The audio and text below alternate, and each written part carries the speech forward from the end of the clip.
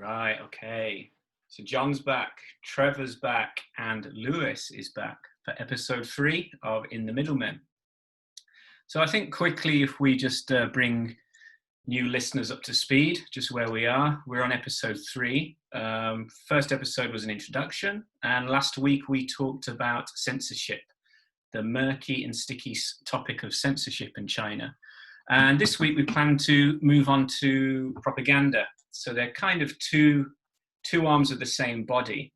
But I think we need to address a couple of things that have happened in the West this week. Because again, it just shows how the West is just, there's such a juxtaposition between censorship in China and how we operate in the West. So the first thing I just wanted to bring up was a guy called Dominic Cummings. So for anyone listening from America or not in England, you might not be aware of this guy, but he's basically the top political advisor to our Prime Minister, Boris Johnson. There's a bit of bad blood historically between him and the press, shall we say. And some people either love him or hate him. He's seen as the mastermind behind Brexit as well, England leaving the European Union. So many people haven't forgiven him for this. So basically, to cut a long story short, it transpires he broke lockdown rules in the UK early on in the lockdown a few weeks ago. This is despite him being a prominent advocate of these rules and actually making these rules himself as a government advisor. So he held a press conference because the UK press had been calling for his head relentlessly. And last, I think it was Monday, he held a press conference and faced the media head on. And basically he explained his position, why he broke this lockdown, went into great detail. And it seems that he, in his own interpretation, he didn't break the law. But the press had basically an absolute field day, insisting on his resignation, insisting also by proxy that it's damaged our Prime Minister. And it was relentless. This every newspaper led with this story for about 4 days. It was the main news on every TV outlet in England. This was at the ignoring other things going on in the world. There's some stuff about Hong Kong, which we probably won't talk about today. Any other news story was just put to the wayside. And it basically turned into a challenge about the press, which can be called Fleet Street in London, against this one man, against the government. And it really just illustrated the position in the UK, how the press believe that they are number one, the idea of our free press, and that they can continuously hold the government to account. But not only can they hold the government to account, that they can call the shots. And if they insist someone resigns, irrespective of excuses or evidence, and they keep pushing and pushing, they believe that they tell the will of the public. And actually the will of the public suggests it's about 50% that thinks he should resign. So Lewis, what do you make of this? Not the actual Dominic Cummings himself. Yeah. You see how much this free press of the West really do believe that they call the shots. I think what you just said kind of raises a point that I don't think I made the point last week when we were talking about with China, but it's a point about the press. We talk about the press being free, but actually the press are owned by people. They are owners. They have editors. There is somebody who has a political agenda that they're usually following in these papers. We all know which papers support the Conservatives and which papers support the Labour Party. And so the idea that the press is somehow impartial isn't true, but at least with the government, you know what their stance is, you know where they're coming from. But sometimes people can read a paper and they don't know necessarily what the bias of the editors of that paper are. And so, I think it's like, as you said, it's another example of how actually, like having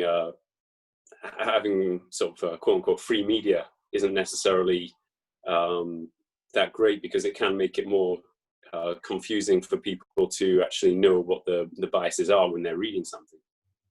Well, to me, it did seem very personal with the press. They pretty much ignored every other single newsworthy story, and they went in ridiculously hard. And the Right. hashtag scum media was trending for 4 days on the internet. Scum media UK, and again, the traditional press didn't pick this up, and the BBC, who are by their contract, their social contract, should be impartial. And throughout all this, it was blatant that they were not impartial. They were calling for resignations, and it just, for me, it highlighted that yes, in China we understand that the press, the notion of free press, does not exist, and they operate as an extension of the government. But in the UK, it's so far away from that. It's hard to actually compare them and even put into how different they are.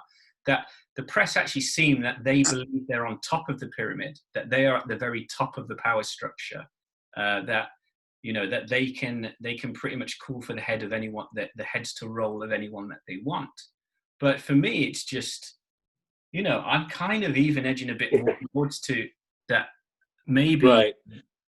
China has a better way, because I was just appalled by the conduct of the press this week in the UK. Perhaps also with Britain, the argument that actually that the press aren't democratically elected, but the government is, so the press don't have the right to call for the heads of the government, is also an argument I guess you could make over here that you couldn't make with China. Yeah, that's true actually. That, but it also rammed home to me, and I think you touched on this, Lewis. Sorry, Trevor, I'll come to you in a sec. But I think last week you said that at least Chinese people know that they are misinformed, or we know that they know the position, the official position, and they can kind of infer that the truth is around it, or at least it's not the official line given. So it makes really the Chinese population more clued up than the West, because for me, I kind of think now that the Chinese people know they don't know. But in the West, it's like the people in the West really believe that they know. They believe that they know better, and they believe that they are wholly informed, when actually they're not as informed as they like to think, or they can have selective information. And it can be very frustrating, and I think the other thing that brings it on with this week, as well as the Cummings, because we don't want to go into British politics too much, we're just talking about the press. But then we've got the other big news story this week about America descending into protests. Okay, and I take it your house is still standing, Trevor, your apartment? All clear here. And most of America is fine, I think. So what's the relationship? Press is very relevant in this case. So how about Trump? Because, I mean, when, Trump is notoriously at war with the many aspects of the media, he's kind of reinvented how to use social media to his benefit, really, and be like the anti-media person. It's kind of like he doesn't need the media on his side, or at least the mainstream media. Do you think that's fair to say in the States? I mean, that's a big question, but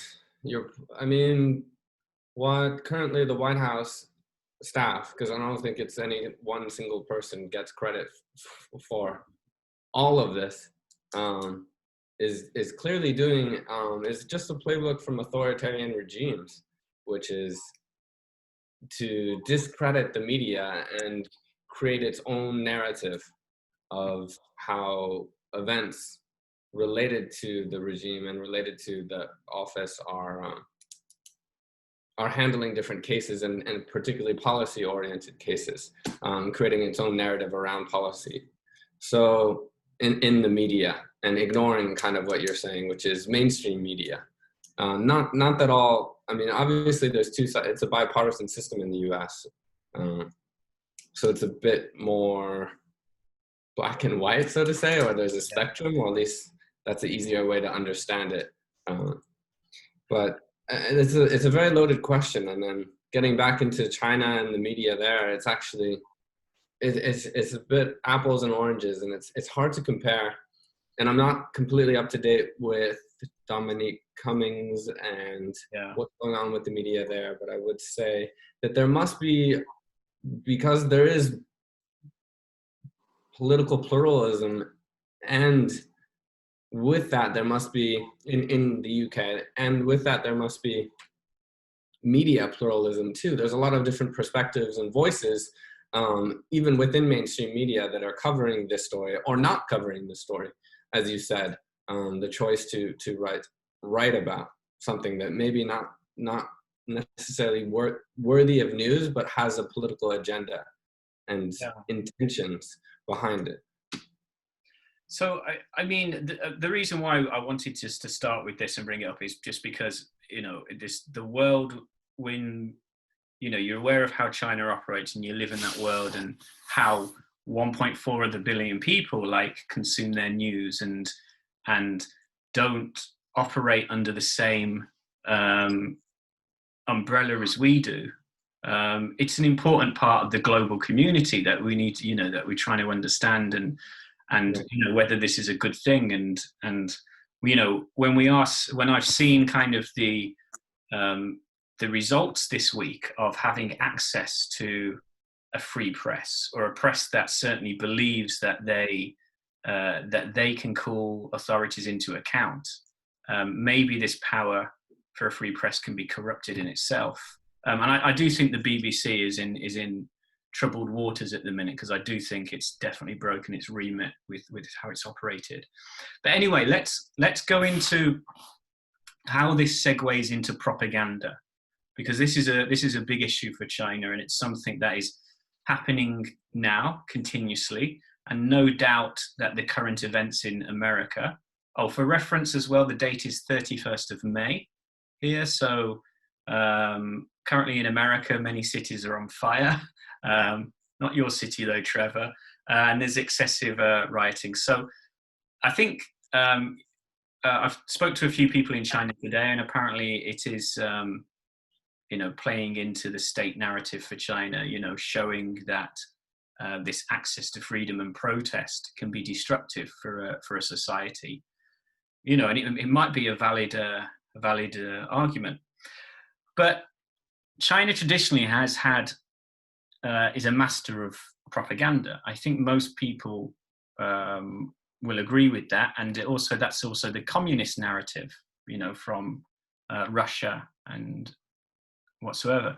Now, the first question I want to ask you, Lewis, do you think that the word propaganda and how it translates into Mandarin, do you think it's seen as a negative thing or a positive thing? Actually, well, it's interesting that you should ask how it translates into Mandarin, because as far as where it doesn't translate into Mandarin. Right. Does it? I think the closest Mandarin translation comes across as kind of like maybe like a government announcement or publicity. There's not really a word that has the connotations, the negative connotations that the English word propaganda has. Also, when you say propaganda in English, there's like an element of it's definitely got negative connotations, either like trying to be brainwashed or something. Exactly. But there's not really a Chinese equivalent of that, which in itself is quite interesting, very 1984. But you do see the translation. So this is why I brought it up, is that on several times on some of the government bureaus, the buildings, I've seen the word propaganda translated onto these buildings in several cities. And I saw this early on in my first year. So I did an English social corner about propaganda. And one of the advanced students, they just said, yeah, well, I understand what propaganda is. And like you said, there's no defining Chinese translation, because it doesn't have a negative connotation. It's actually seen as what they deem as propaganda to be an essential organ of the state, or an arm of the state which is accepted. Whereas if we say in English, oh, that's propaganda, it's a fully negative connotation. You're basically saying, oh, you can't think for yourself, or you're being brainwashed, rather than just creating a uniformed narrative that is beneficial to a group of people or a whole country. Well, that's my interpretation of it. Anyway, Trevor, what am I wrong here, or have you seen that as well? You're right. I just want to confirm with Lewis, the other sinologist, so to speak, and who's HSK level 6 super. Have you taken the HSK? Passes my level 5. Is that the word would be 宣传, right? Yeah. So, I think so. Actually, having worked with state media, technically employed by a state media company at a provincial level in China, and having worked with large corporate entities listed, Chinese entities listed on the New York Stock Exchange, the word 宣传 is a word that has zero negative connotation, propaganda this is, in the mainland China, and is more synonymous with what we would think as advertising and promotion. That you're promoting something, and that, yeah, there are official ways to promote things and there are commercial ways to promote things, and it's not really seen as any different. That would be the answer to this question, I guess. Yeah, perhaps it has more like the same kind of connotations that a political manifesto would have. If you said manifesto, party's manifesto in English, you wouldn't give that the same connotations as propaganda, right? It's like this is their announcement, this is what they're putting out. Exactly. I think it's important, just because it's a large topic, that we start at the root of it, and the root of it is that the notion of propaganda in China itself is not seen or perceived in the same context as we see it in the West. And it's actually very difficult to try and explain to mainland Chinese, certainly who have never traveled or have any education outside of the Chinese state education. I think ultimately, people do realize, the Chinese mainland people do realize that other people view this abroad as a negative thing. They just kind of think that the majority of them think that our interpretation of it is wrong, and actually it's not negative. So I think we should run into a few examples about the in-your-face propaganda and really the more subtle. So Trevor, maybe you can give us some examples of like the extreme, the subtle, and maybe the frequency of propaganda in China. Right. So where to start? I think you can't talk about propaganda in China without talking about the People's Daily. I don't know if either of you are familiar with, but the 人民日报 is the official centralized propaganda that is free for all government offices and all state employed offices for as many copies as they want. And it is, so to speak, the Bible, the central text, the last word, and the past and the future of official policy in mainland China, that a lot of hardcore China watchers, people like you'll see online, like Bill Bishop and other researchers who are they want to get at what you're talking about, John, is the subtleties, is they'll really look at this and the language that's used on a daily and weekly basis and see some of the patterns about recurring words like the word Xi Jinping, and how often the frequency of this word 8 years ago when he started his presidency to in the last 3 years since he's had unending term limits, and to see that it's gone up tenfold, so to speak, and that Xi Jinping thought and all this, and understanding the policies, all of this is super important for understanding what future policies and maybe even business opportunities or potential risks there will be as a business person or a politician, and anyone with any kind of ambition in China to have a legacy and a real career. You need to know these policies. So I don't know if you would agree with that, Lewis. and what you've seen in terms of the People's Daily. But that would be a good place to start, I think. Yeah, I didn't really read the People's Daily. I read the local Hangzhou newspaper, 那个都市快报, a bit, but I didn't. Yeah, I've not read the People's Daily, but I think from my experience of the, I guess, sort of propaganda in China is something that only I noticed in the past maybe couple of years, where you've got the it's the 10 was it the 10 core principles of socialism with Chinese characteristics, and you got these posters in this past few years just been appear everywhere, outside schools, public places, residential areas. And actually, interestingly, one of these core socialist principles is apparently nationalism, 爱国主义, which,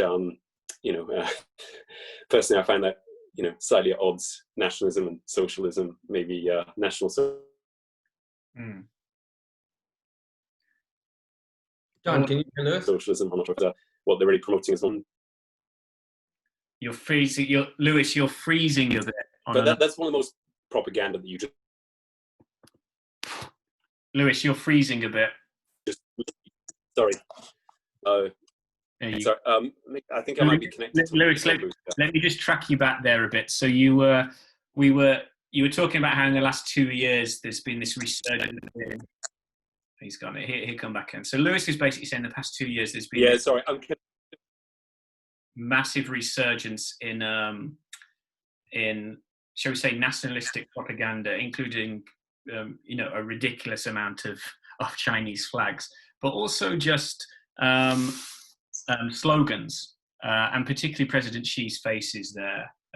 And typically, what you'll see is a strong image of President Xi with a Chinese slogan. Well, actually, not just a short slogan, but it can be quite extensive characters, adorned with a Chinese flag. And these are outside schools, construction states. There's very little commercial advertisement in China. That's the other thing people realize. You can't see billboards or glowing neon signs everywhere. There's a little in the subway, but really the reserve of advertisement space in China is still basically the promotion of the party.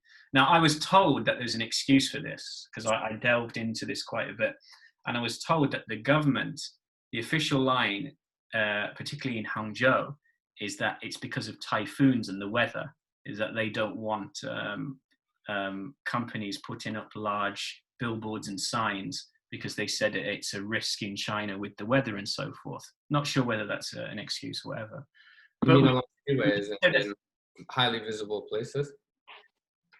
Well, I mean, it's fair to say there's not really much commercial advertisement. That space, the commercial space we think in the West for advertising a product, is pretty much reserved for promoting the party. Do you think that's fair to say?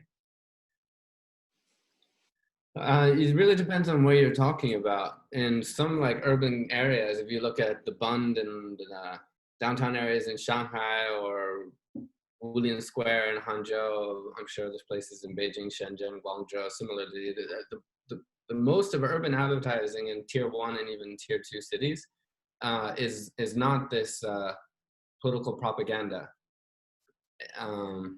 That's more in different neighborhoods and residential areas where you see what Lewis is talking about, which is growing up, and it's all over the place. Actually, I'm going to disagree, because you moved out of Hangzhou a couple of years ago, right? And I think it did come back in Hangzhou. When I was there, Wulin Square was full of government propaganda. Well, shall we say advertisements, at least when I left. It pretty much came back in October for National Day, because I came back to England, went back, and I just was so overwhelmed with the amount of flags and all this. Overnight, it had just sprang up everywhere. It was quite shocking. Lewis, do you think it's increased dramatically?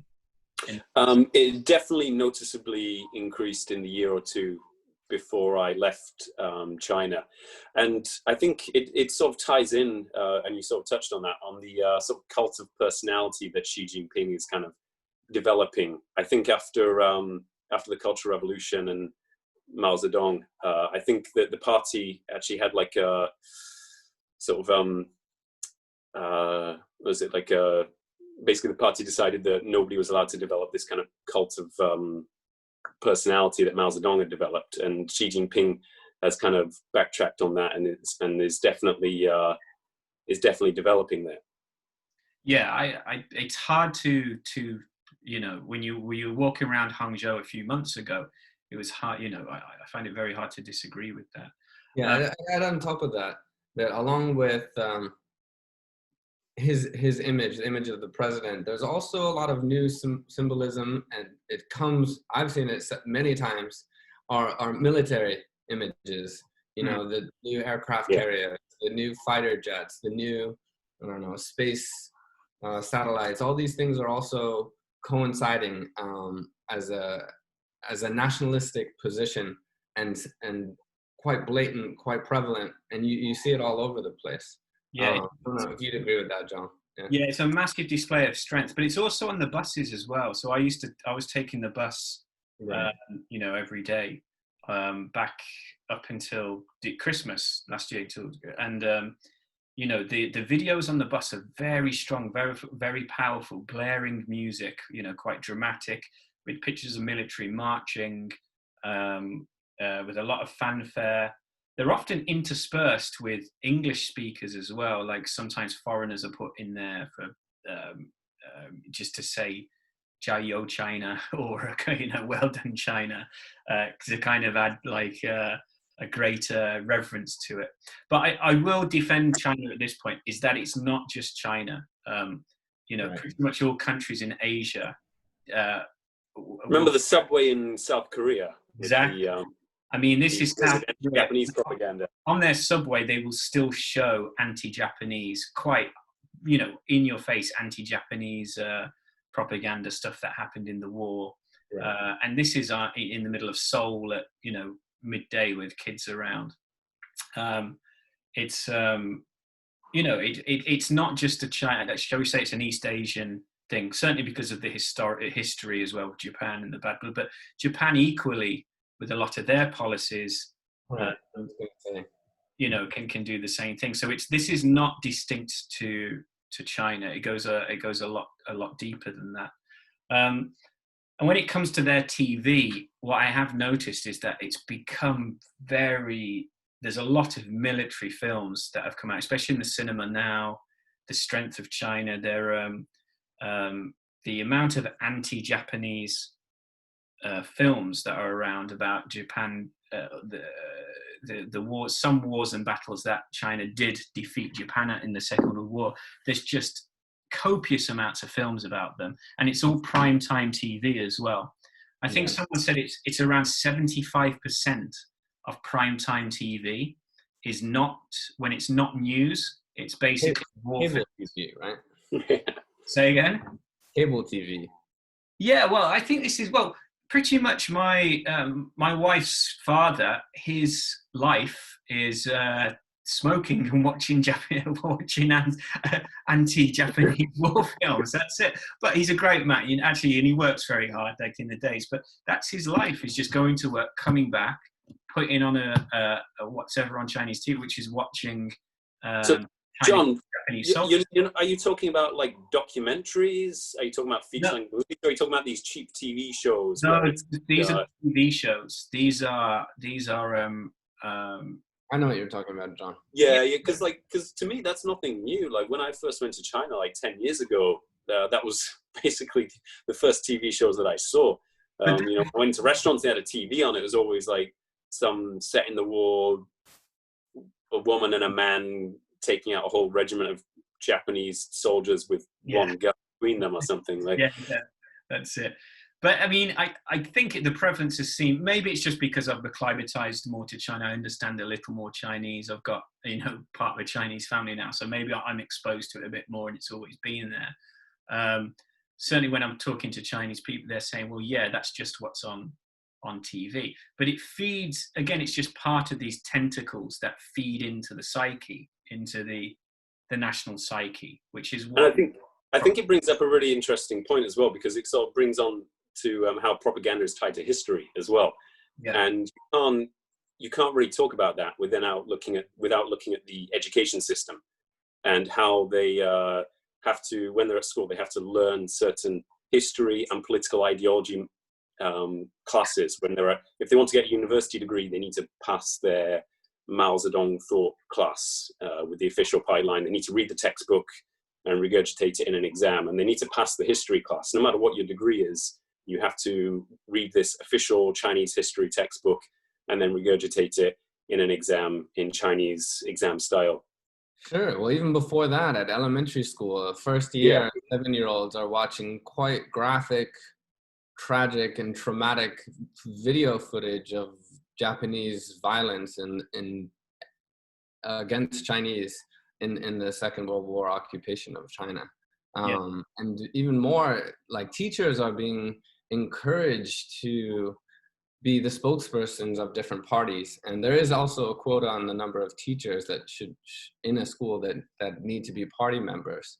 And I'm getting more and more parents of former athletes and students telling me that their children are coming home saying that they don't want to buy Japanese or American or any other country's products, that the right thing, the moral right thing to do is to buy domestically in China, which is ridiculous if you actually look at how supply chains work and the economics of it all. But it just feeds exactly what you're saying, Lewis, the education, the history of it all, and ingraining that in the next generation is so pivotal for the party's vision of its survival and its growth and expansion. It's you can't miss this. If you know any family or any way that the education system has changed in the last 10 years in mainland, it's definitely heavily impacted by this propaganda machine. So let's break it down. I mean, first, actually, just before we break it down into what I want to ask you is like the avenues about how propaganda reaches people. And I want to break it down to, say, schools, TV, so and so. But just one last thing about the schools. It doesn't just include education and indoctrination. It does also include ritual. Everything from what they wear, even the red toggle. What do we call it? A toggle? The red neckerchief. That's I didn't realize until a few years into China. That's the blood of the sacrifice of the revolution, right? That's what it means. Is that, you're telling kids every day, when they stand to the flag and they go through all these rituals, that you reinforce them. It's not just sitting a kid down with a book. It's that they have to do physical, repetitive rituals, which helps compound the propaganda. It's very relevant. I think most psychologists will tell you that, behavior can reinforce opinions. And when you include ritual in there, it can really solidify it. But I mean, the good news is, not the good news, but it's important to realize that actually most of the hardcore indoctrination or the anti-feeling towards foreigners historically is Japan. It's not like the kids are being taught in school to be anti-West, okay? They kind of are, like, indirectly these days, but as long as people watching or listening to this realize that in Asia, in East Asia, you cannot understate how some people view Japan, Korea and China most notably. And this is ingrained in them. And you can talk to some old people in China and they will spit at the name of Japan. They will refuse ever to go on their own holiday, even though many people do, to go and buy a rice cooker, and they still say they hate Japan and go and buy a rice cooker and then come back. But anyway, so the machine of propaganda, what arms does it has? Like how does it reach people? So we've already talked about schools. That's one. TV. What else? Online. The 50 Cent Army. That's the big one at the minute. and that's the one that's more focused on the West in America, I think. I think it's still it's a censorship tool in China. You know, that these Wumao are not just posting content and getting paid 5 cents or 50 cents Chinese cents for each post, which is how their namesake came about, but also they're reporting a lot of content and shutting down potential criticism of policy, however much it's misinformation or not along the propaganda lines. I know personally people who have had their Weibo or their WeChat accounts that have been blocked. Weibo more understandably because it's like Chinese Twitter, and it's a large public platform where if you say, oh, what happened to Deng Xiaoping's legacy for holding, what was it, biding our time and hiding our strength, and the criticism as a post, your Weibo is definitely going to get removed and shut down, and you'll never gain access to it again. Versus also a WeChat comments, which are somewhat limited and only people that read articles or people within your sphere can see things. If you post any kind of sympathy for the protests in Hong Kong, your account can get shut down too. And WeChat particularly is something that a lot of people can't live without. A lot of their business and personal contacts are exclusively through their WeChat account. So and then once you hear a story about someone who's lost their WeChat account or their Weibo account, well, obviously it's a warning to scare off the rest of the sheep that you can't afford a simple, innocent, critical tweet or Weibo or WeChat. So I think, yeah, the Wumao is quite domestically oriented and a big censorship tool. It's a huge part. We talked about this last week. Well, we need to explain a bit more about the Wumao for people that don't understand. So it translates as the equivalent of 50 cents in it, because originally these people, it just basically employed students. A lot of these people were students, right? With some of them probably had nationalistic sympathies to start with, but what would you say their job was originally? Was it to spy on fellow Chinese people, or was their first job to go onto foreign internet, find negative Chinese stories, and then try and write positive comments? Doesn't matter. But I mean, it kind of grew because there's two ways of operation, like, because like it's like the Stasi. There's a hell of a lot of difference between promoting China in a good light and then telling on your friend or spying on your fellow citizen. I think that's morally a different argument as well, and I think it's, because I've got no problem someone who's actually generally nationalistic, that wants to represent their country in the best way, and they can go and argue a point on the internet, or find a YouTube video that's anti-China and write their version of it. But when you're scrolling your WeChat or Weibo and you're looking for articles of fellow citizens that might go against the official line of the state, and then you're essentially telling on them, I think that's a bit different kettle of fish. To get paid 50 cents for that, do you know what I mean?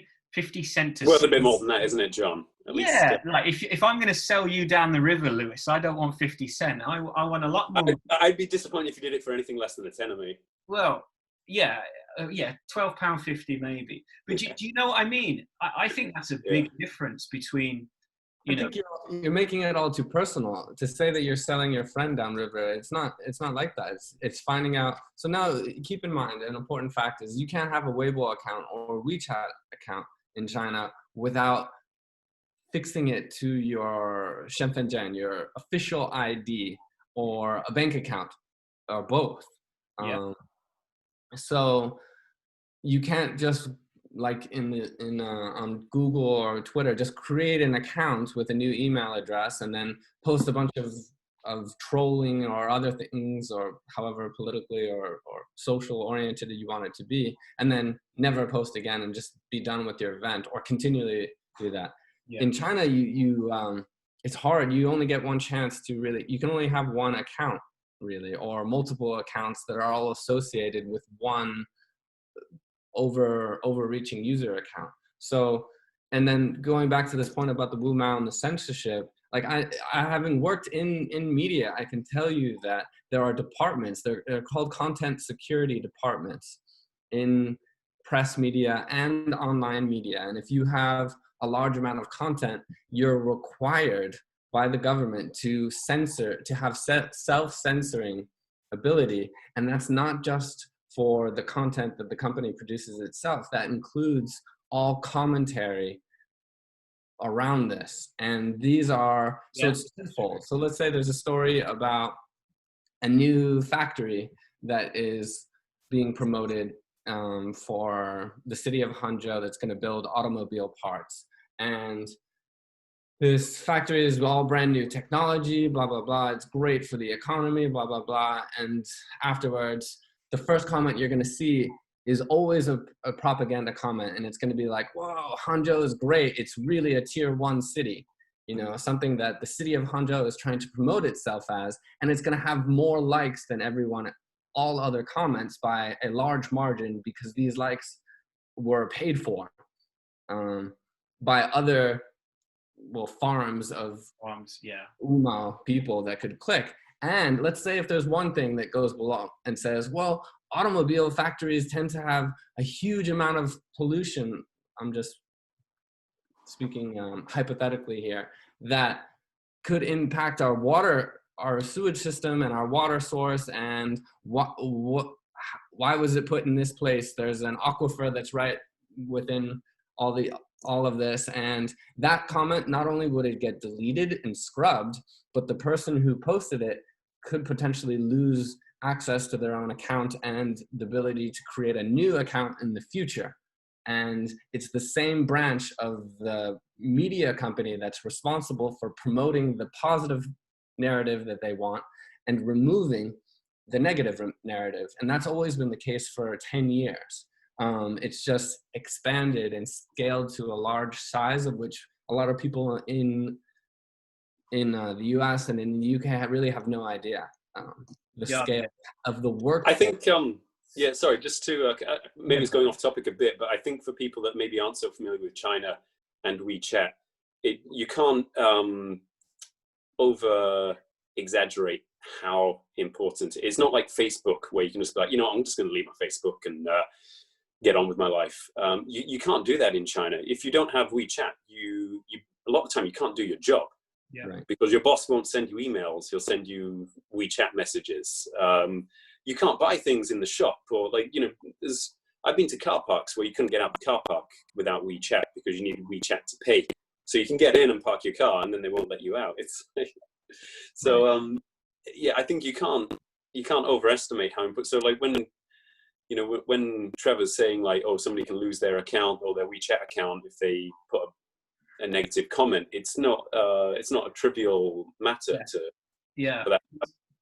that's a bit. And I think we will do like another talk specifically on WeChat and maybe the surveillance of it and that. But just, I think for the purpose of this video, talking about the punishment to not adhering to the propaganda also.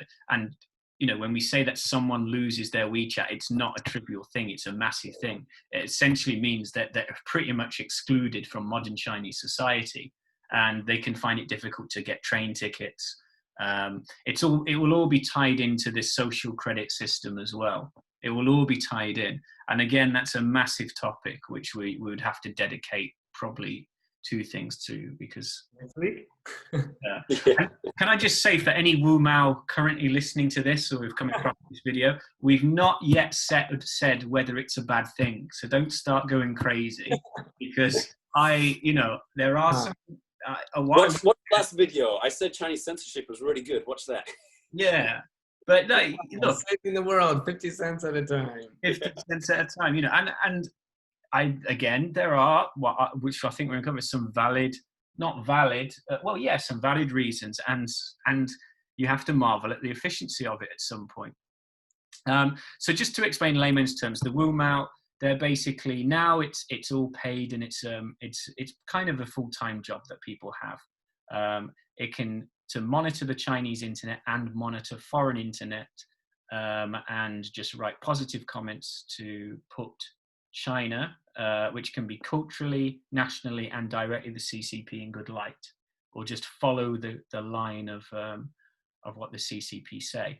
And this isn't just directly political. This can be things, about people criticizing things about culture, talking about Chinese people spitting or eating bats or things like that. These negative things that are being put around casually in the West, by people now and on YouTube or Facebook, and it also plays into the woke culture of the West as well. Social justice and things like this, which is these Wu Mao will often come onto platforms and denounce something as racist or denounce something as cultural appropriation, and it really is just a play tactic. I don't want to go too much into racism in China, because again, that's a whole new topic in the future. But it is just part of a strategy and a tactic that's used. And that is one thing that does infuriate me, because I do think that when you do understand how things work in China, and they use this, shall we say, and I do call it a weakness of the West, of the liberal West, and they can use this against us. It can be very, very frustrating. So online now, that services, we've talked about WeChat and how restricted it can be, but it's essential to use. How about Chinese TikTok? Because TikTok is a Chinese company. In Chinese, it's Douyin, right? That's how they. Trevor, are you familiar with this app and how it's working at the moment?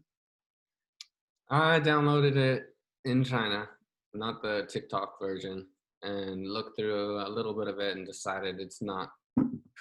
It's pretty lowbrow content, and not up to my long form discussion narrative. Yeah. On the Yeah. So it's basically the opposite of this show, and not Right. something I'm particularly interested in. I deleted my account and the app, and I haven't used it, but I am familiar a bit with the background of the company, ByteDance. I don't know if that's what you're referring to, John.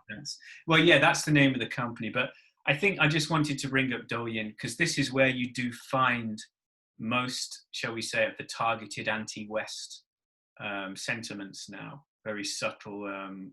You have these various internet celebrities. Their general thing is just to say how great China is and just highlight the mistakes of the West, interspersed with like a video of I don't know, people rioting in the streets in the West and then saying how safe China is, or I think what's been popular over the past few months is to talk about how stupid and uninformed the West is over the coronavirus, and how stupid and ridiculous we are for not wearing masks and not adhering to strict social policy, and that we all value freedom too much, and this love of freedom is going to kill us or going to be a danger to us. And that is quite valid. I'm not saying the jury's out on this. They might be actually right about it, but they're saying it for a purpose at the minute, and that purpose is to make the Chinese people feel safe, to weaken the perception, or shall we say the idolizing perception of America. That's what they want. They don't want people to wistfully idolize about the West or the American dream or the Western dream. They want to. They're basically saying, look, you already got the dream. You're in China. You ain't going nowhere. You've made it already. You're here. That's my impression of it. Lewis, what do you think? Well, I'm similar to Trevor, except I didn't get as far as actually downloading it. You can't stand on the subway in China now without looking around and seeing half the people just swiping through 15-second videos. The impression I got was basically TikTok was YouTube for people with an attention span of less than 15 seconds. I might be wrong on that, but that was the impression I got, and it wasn't for me, so I didn't download it. But I know a lot of people, when they see a video that they like on there, they'll find ways to like strip it from the site. Like, I think they can like record their screen on their phone and then send it and then share it on WeChat. So videos do make it out of the app quite easily. And I've seen, this isn't so much propaganda as kind of nationalistic sentiment, maybe more the result of sort of nationalism. But I've seen videos that have been sent around of basically just foreigners being beaten up. And I cringe to think what the comments would be on those videos, because I don't think they were being shared to me in the sense of, look how terrible this is. Mm. Yeah, I think I'm with my Chinese friends. I'm often, and my wife, I'm often shielded from certain things like that. I can always tell when she doesn't want to start showing me or explaining to me how nasty it can get. Yeah, I think that stuff doesn't get censored as quickly as you might like, or if at all. I'm not sure if it does get censored, but I guess that's not really propaganda, but that you could argue might be the end result of sort of extreme propaganda that fosters nationalism, which I guess going off topic again, but kind of brings me on to a point that when I first went to China about 10 years ago, it was shortly or around about the time there was a bit of a, let's say, dispute between China and Japan over some islands. And there's a lot of anti-Japanese nationalistic sentiment resulting from that. And there were actually like people, I don't know, like doing protests in the center of the city where I was at. But the universities told their students that if they went and joined any of these protests, they would be excluded from the university. And I think the idea is that although it was nationalistic anti-Japanese sentiment, the worry was that that could get out of hand, and the Chinese government doesn't like large groups of people with, you know, even if it's for, you know, like what can start off as nationalism and anti-Japanese can suddenly get out of control. And I think that's that's a risk that sort of with propaganda, is that particularly if you're promoting sort of very nationalistic propaganda, that you can then open up a can of worms and you know, sort of unleash something that you weren't expecting. And I think that's always a risk with China. Maybe some of these videos that I've seen from Douyin, where it's basically, oh look, this is great, yeah, these foreigners being beaten up by a group of Chinese people. I think that is the side of this. You know, I don't for a second think that's what the Chinese government wants to unleash, but that is perhaps a negative consequence of promoting nationalistic sort of propaganda. Right. I can add to that in just two kind of more high-profile cases.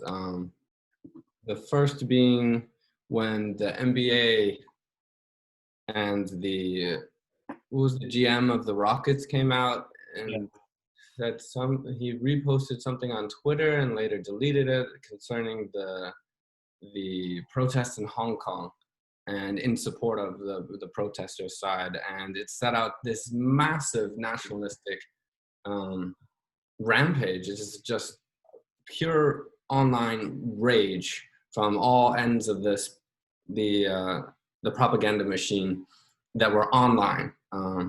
And actually there was voices against it. In fact, there was a young Chinese man somewhere in the north of China that came out and said, I don't care about my country. I'm going to be a Rockets fan until I die. And, you know, I'll happily change citizenship if it comes to it, but I'll never change my allegiance to my NBA team. Oh, that's heavy.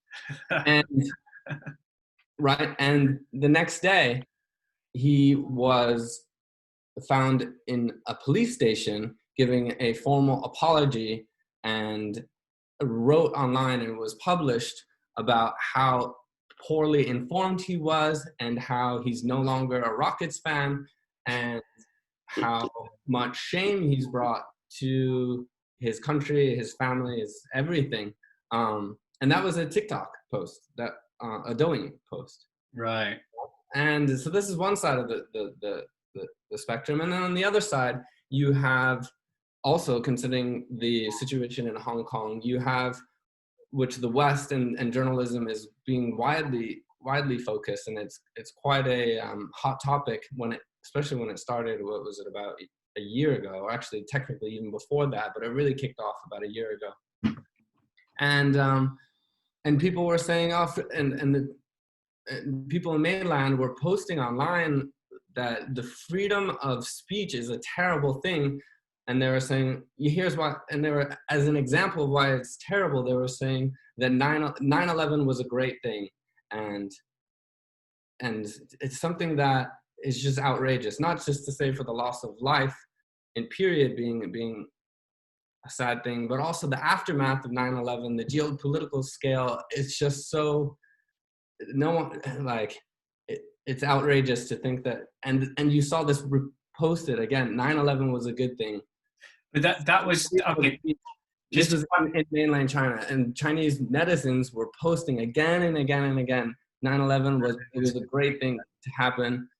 Just to clarify, that's their point. That's their argument for people. Right. That's their argument against free speech.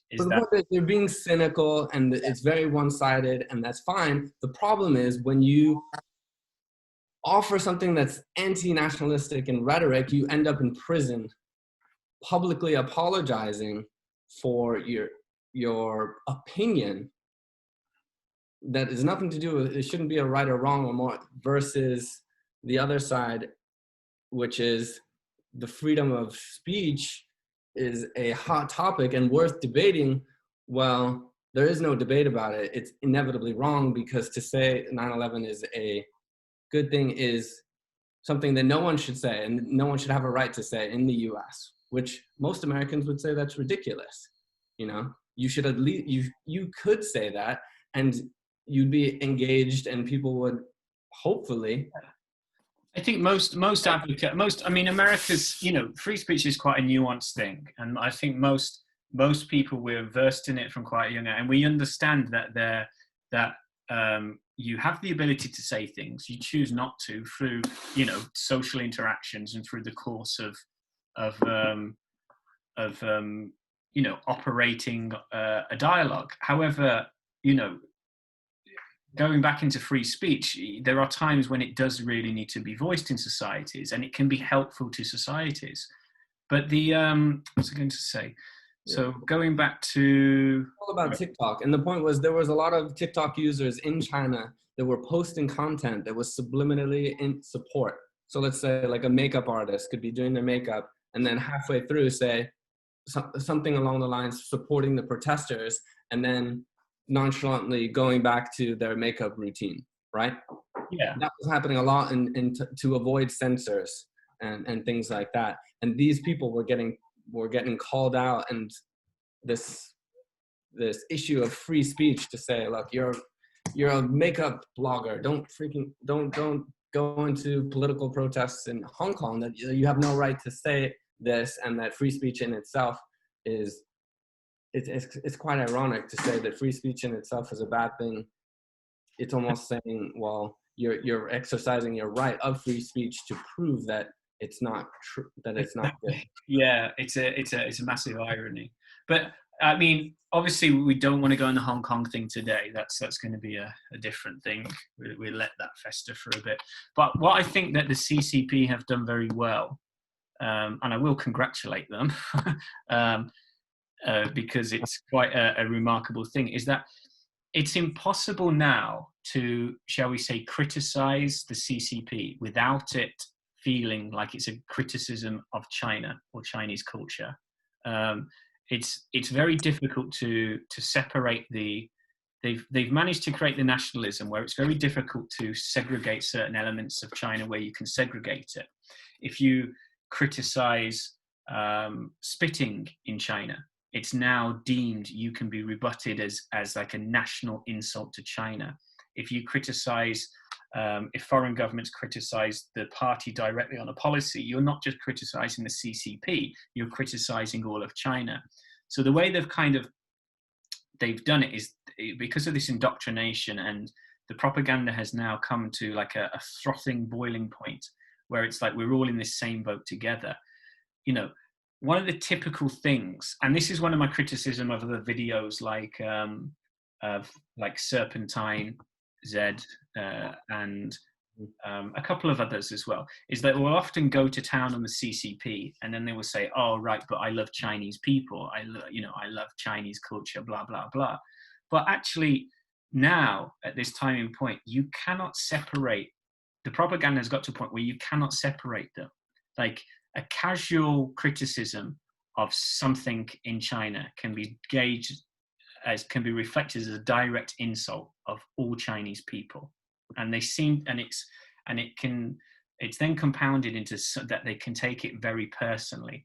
And this can be anything from, yes, the NBA's mistake with Hong Kong, but a lot of the fallout over the coronavirus, which is still happening, assessing certain Chinese cultural norms and their eating habits, their culinary habits, health and hygiene habits, things like this, criticisms of past culture. It's kind of now, it's like you criticize one, you criticize all of us. And I think that's the sign, that's a sign of how the nationalism has been very successful in China recently. I don't know, what do you think, guys? Lewis? I think, oh, sorry, Trevor. You go ahead. I was going to say, yeah. Well, I mean, I was going to say, I think you need to make the distinction between criticism that's coming from people who aren't Chinese and criticism from people that are Chinese. I think people, not just Chinese people, any nationality are more defensive when they see that criticism is coming from a foreigner. It's like, who are you to make a judgment on my government? Yeah. But Chinese people themselves might make that criticism and not be and not receive such a strong response. But because if you're perceived as being a foreigner and you're making that criticism, then they're going to take it a lot more personally and see it's a criticism against the whole country. So yeah, that was just a point I wanted to make. That's true. That's true. Is that that we sometimes we feel that we aren't in a position, or you have to be quite careful how you would say something. I think I used to judge a room quite well when I felt like I could make a fun or at least question something embedded in Chinese culture, because I think with British people we can be self-deprecating anyway, whereas when you live in a very nationalistic society, self-deprecation isn't really favored. It's kind of like you have to be very careful if you're going to self-deprecate certain parts of your culture. What do you think, Trevor? In the sense of, well, not the self propaganda machine been successful? Let's say this then. Let's talk about the some of the pros and maybe just address the question: is it a success? Does it achieve what it sets out to achieve? Yeah, a few people in China would say that it's not effective and it's not successful, and that every new technology that is created by a major Chinese platform, from WeChat to Alibaba to Baidu to TikTok, the most recent one, Douyin, the most recent one, all of them are adding functionality and tools into this propaganda, which is nationalistic and oriented, and it is verifying, if not the absolute necessity that of the CCP, of the party, that there is more strength than ever of the party, and that people are, if not afraid or respectful, or maybe finding opportunity or even hope, let's say, whatever the emotional spectrum, that there is definitely a recognition of that effectiveness in mainland China amongst Chinese people. And that, yeah, there are some people, there's a small minority of people who are afraid for the future also, that they think that there's been, like you said, a regression to Maoist times, and that the Cultural Revolution 2.0 is underway. But that again is a very small perspective of people. So yeah, to answer your question, and I don't know about the pros and cons, it's just apples and oranges, and it's so hard to compare with propaganda in China versus not propaganda in the US or in Well, I mean, we talk about that because I think every country has its own propaganda to an extent. I do worry because the propaganda is so wrapped up in nationalism. Is that, you know, one of the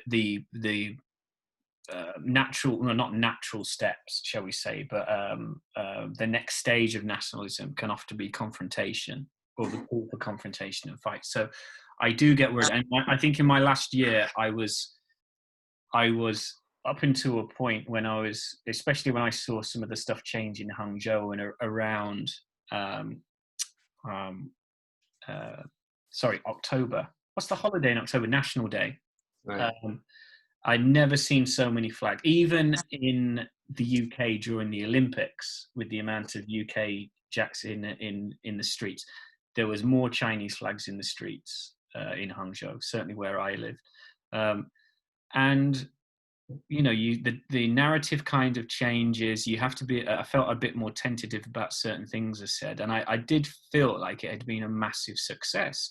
Now, if you are trying to create a country and a society with an overarching ideology, where people are singing from the same hymn sheet, where people are this one voice notion again, where at least they're saying that they have one voice, then yeah, I think the propaganda that the CCP operate in is a resounding success.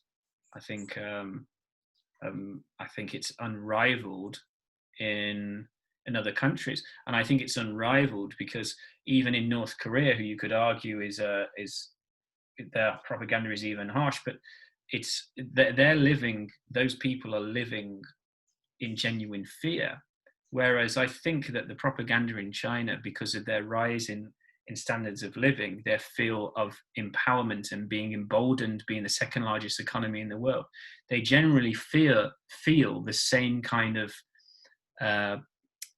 power or the same kind of emboldenment that probably has not been felt since Nazi Germany. Now that's probably a bit strong, but actually that's my opinion on it at the minute. Is that I do think is that flag waving, that kind of just to clarify, John, you're saying that in terms of success as a propaganda machine, it's comparable to Nazi Germany, not in terms of their policies or. Oh, not in terms of the policy. Just to clarify that for anybody who's watching, you're not saying that. I'm not saying that. I'm saying in order to galvanize a population and to get that kind of enthusiasm of unison and, you know, faith, I can only compare it to watching Nuremberg rallies, basically, at the moment, you know. I mean, it's not like that people are all in the streets in China, like Chetina. It's a bit more subtle than that. But well, I think the reason why they're not in the streets is because, as I was sort of trying to mention earlier, like the nationalism is something the government on the one hand wants to promote, but also doesn't want to let get out of control. Yeah. Nationalism has to be, as you said, it has to be correlated with the party. It cannot be nationalism that's independent from the party, and that would be a concern. So they wouldn't want it to become out of control. So it is controlled, like I said, you know, previously, when there were protests, anti-Japan protests, 10 years ago, when I was first in China, the students were told they would be excluded from the university if they went to take part to it, because they want, you know, any nationalist thing needs to be controlled by the party. It needs, as you say, they need to correlate the two. That's the thing that I think, like, so comparing it to Mao, I think it's different because, like, Mao and even like North Korea, well, I'm not sure about North Korea, but like with you know, during the 1960s, all the propaganda was communism, it was revolution, it wasn't nationalism, it wasn't pan-nationalism. But I think after 1978, and particularly past 30 years after 1989, there's been the realization that they've left communism behind largely. You know, they call it communism with Chinese characteristics or whatever, but actually, like, there's not that real kind of cultural revolution style sort of communism that's going to rally the whole country and unify them. And then the party therefore needs to promote nationalism in order to have that. But at the same time, they don't want to get it out of hand. It's like a balancing act. I think you're right. is trying to balance that. They want to promote nationalism enough to have national unity to the benefit of the country, but at the same time, they don't want to get out of hand where they can't control it. I couldn't agree with you anymore with that, Lewis. And I'm going to add to that about a great anecdote. This is 2012 in the Japanese protests over the islands. And actually, and this deeply impacted a big project, one that I invested in. My employer at the time invested a lot of time in. It was directly impacted by all of this in that I was working with a football club, a soccer club, and we were setting up a sports exhibition involving a lot of soccer people. And we set up a relationship with a number of different international partners, especially in Japan, because this was all in the city of Hangzhou. In the year of 2012 was the same year that the former Japanese national team coach, Takeshi Okada, from 2010 World Cup in South Africa, became the Hangzhou Greentown coach. And we met him. We flew out to Tokyo and found before flying, got a Japanese partner to introduce us to the JFA, and even Kagawa, who was considered like the quote unquote godfather and the first major Japanese Football Association president, who really reformed the sport and brought Japanese way beyond any other country in Asian football had ever been, along with hosting the 2002 World Cup. So, and all this was set up, and he was going to come to Hangzhou and speak, along with Okada was going to make a presentation too, and different international European partners as well. This was 2012, mind you. Now, none of this happened. It was all canceled because of these protests. And it didn't occur to me until later. I think it was a different political pundit on China was saying that 2012 was the year of Bo Xilai's fall, right? That was also in the middle of the summer, in the middle of the year. And that this entire rhetoric, this entire movement, just as you're saying, from the push of Chinese ships to go around these islands and create a confrontation, to the pre-planned media propaganda behind it, to what you're saying is in the systematic organization of students and state employees to participate in protests nationwide in China, was all planned as a distractive method to kind of create this xenophobic, the easiest low-hanging fruit that you have for xenophobia and nationalism, which unfortunately go hand in hand in China, is Japan. And to bring up this issue, which was a non-issue, and it probably will be a non-issue in the future too. And it was all shut down because of this political agenda. And it's not necessarily a national prerogative to bring up this issue. And it was like a switch. Turn it on, turn the propaganda machine on, because not only does it fill the party's mission, but it fills a politician's mission. And I don't know, there was a lot of information involved in that, John, to kind of dissect going from who Bo Xilai is, why that his fall was important to Xi Jinping, and how these islands that are not. We've got to be careful about that. Let's be careful about. We can talk about. But I think the description, the metaphor of the obviously the switch of nationalism, and when they need to distract attention away from away from certain problems domestically, you flip on the switch of nationalism and everyone's attention is turned. Obviously, that's not something that China invented, and they're certainly not the only country that's doing it now. And it's certainly not something that democratic countries don't do. But, arguably China does it very well. Well, they do. I think we should flip this and just saying that, China does it very well. It is like, shall we say, a toxic substance, and you have to be careful, turn it on and off. It's like dealing with fire. Maybe you'll get burnt if you turn on the taps too much. And I think ultimately the CCP's biggest fear is internally. That's something that the West, and I still think that's true, is that the CCP's biggest fear is the internal situation in China. Is that something will happen to implode. But let's turn the perspective, and every country operates a degree of propaganda and nationalism. And this spreads also into the commercial sector.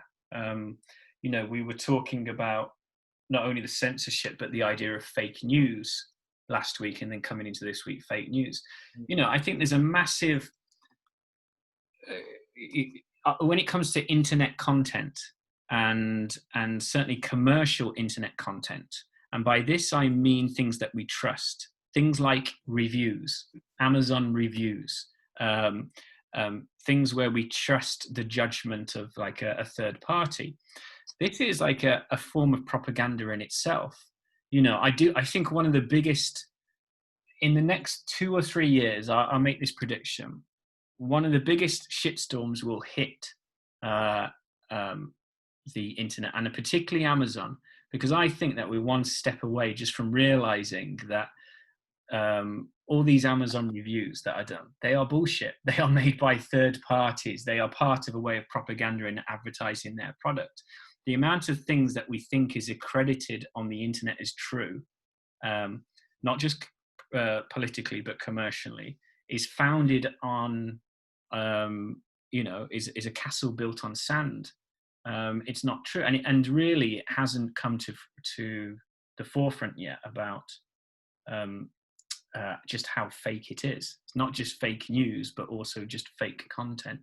Do you know what I mean about things like Amazon reviews and what builds like the commercial sector online in the West? I think Trevor, me and you have talked about this before, just about saying how fake content is, full stop. You know, fake positivity to draw in customers.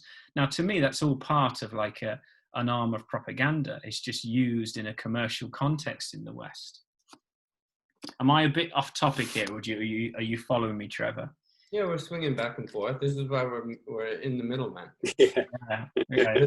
There's a point that we're reaching here, and yeah, I mean, online content, and there's a higher degree of cynicism when it comes to readership than there ever has in the past, and that comes from myself personally and most people I know, compared to. And kind of like where we started at today and talking about things happening domestically in the US with the White House. And this is really nothing new, actually. And Lewis, you also said that, you know, China is not making up this propaganda playbook as it goes. It's just using, I guess my point would be, it's using more of the tools that it has at its disposal through these large online Chinese platforms. But the White House itself, even from Woodrow Wilson 100 years ago, you know, it kind of invented this whole, not fake news, but the White House would dictate the news stories by having large press releases on a Friday before the major journalists in Washington, D.C. would get off work, so that they would rush to get their main weekend stories done, and they didn't have any time to investigate the truth or any alternative perspective of these press releases done by the White House. And this is all done deliberately, and this was early political propaganda, so to speak, just done a little bit more subtly than what we're seeing in mainland China, and a lot more subtly than what we're seeing in domestic US.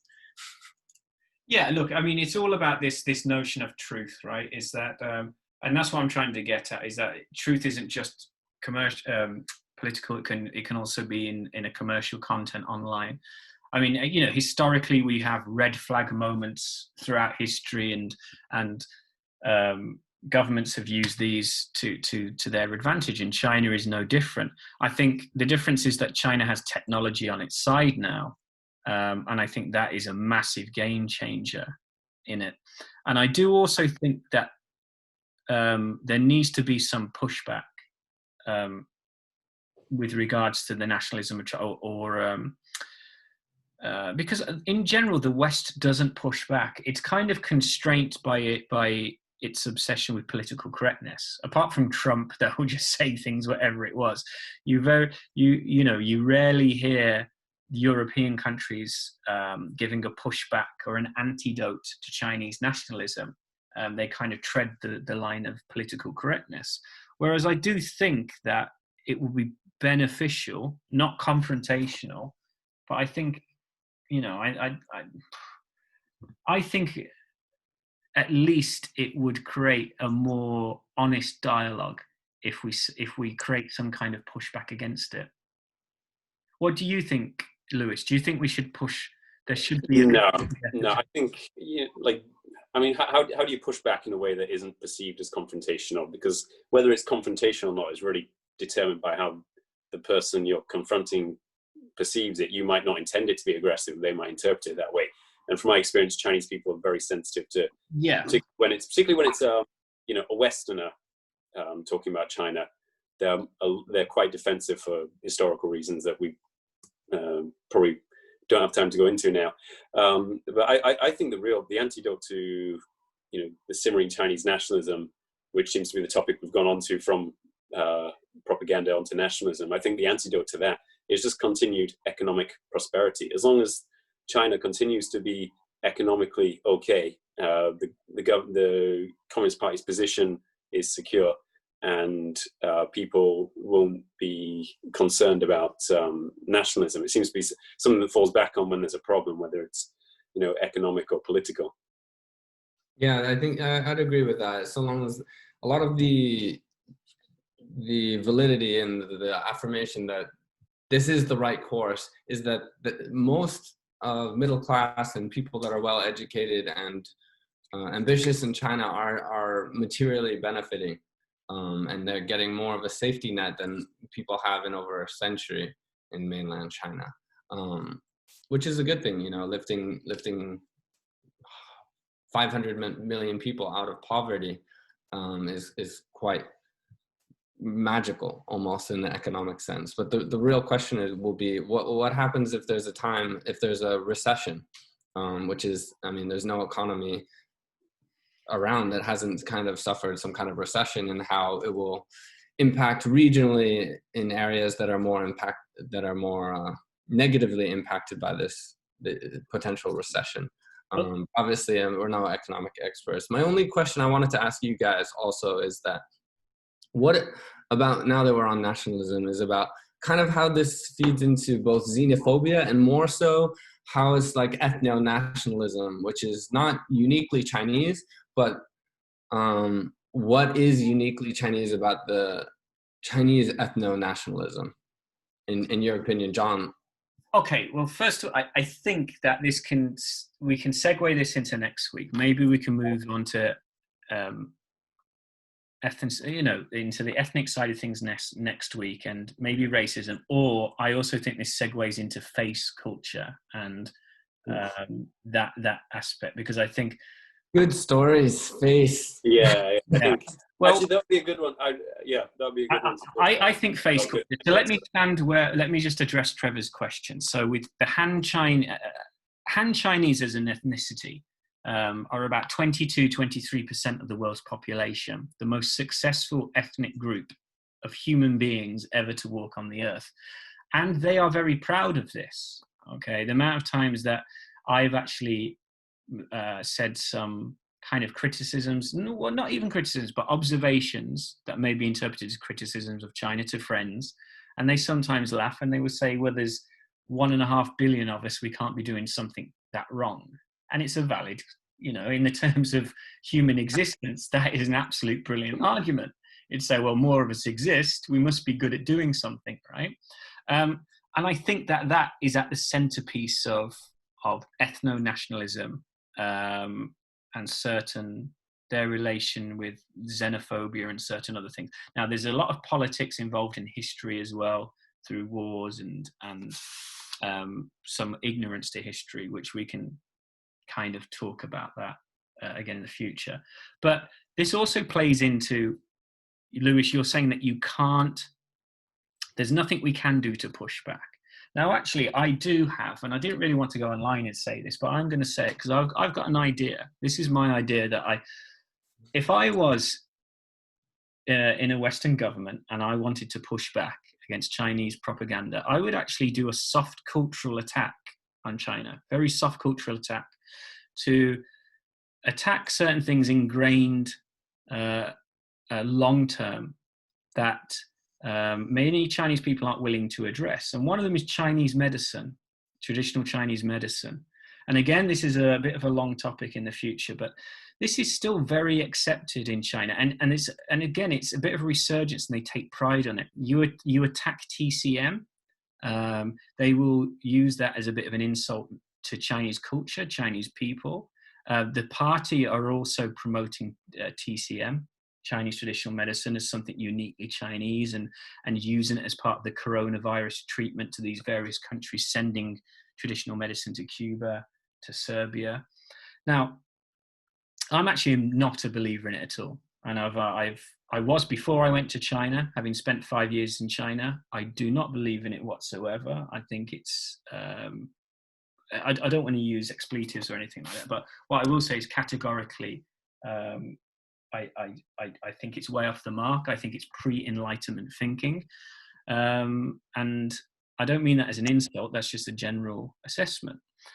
If I was in one of these Western governments, I would organize a 5-year study between the top universities in the world, the very top universities, Ivy League universities, Oxford, Cambridge, Swiss universities, at least include 10 top league universities, and do a 5-year in-depth study about Chinese traditional medicine, and have it accessible online for the world to see about the clinical trials, about how useful it is, all the data created, weekly or monthly, very transparent, so nothing's lied at all, and just see about the results of it.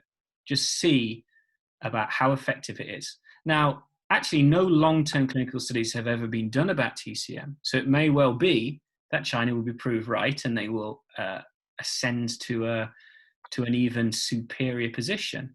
My feeling is, and my judgment is, that it would reveal TCM to be a pseudoscience and would directly maybe weaken their, shall we say, this embedded Chinese, this embedded feeling of differenceness. Because China also like to think they're very different, and TCM plays into that.